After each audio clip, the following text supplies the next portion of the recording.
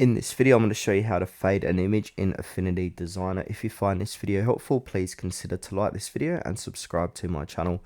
In saying that, let's just jump straight into the video. Okay, so what I first need to do is place an image into my document here. So I'm just going to choose this puppy for this demonstration. So I'm just going to drag it out. Now, for whatever reason, it is upside down, so I'm going to change that like so. Now I'm going to make this fit the full screen. So I'm just going to drag it out. Alright, that looks cool. Now from here we want to go in and click on the image, make sure it's selected, and then from here we need to go ahead and click onto mask layer. Then when you do that, it's going to add a layer here, but make sure the mask layer is under your image like so. I'm just going to delete that one. So yeah, so you got the image on the top and then the mask on the bottom layer.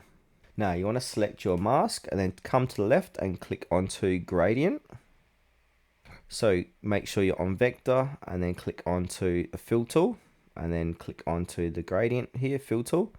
Now select on the image where you like the fade to be. So if I want it in the center like so, I'll click there. So basically I want to click and drag to the right like so. And then once I do that, I want to come to the right here and you got the opacity. So I want to change this from 100% to say 30%. You can see it's fading like so. So yeah, I'm going to do the opacity like that. And then if I come back here, I can fade it out more by coming to the left or right. I can do the bottom, the top, and you can really muck around with this like so. So if I just want to fade on the bottom.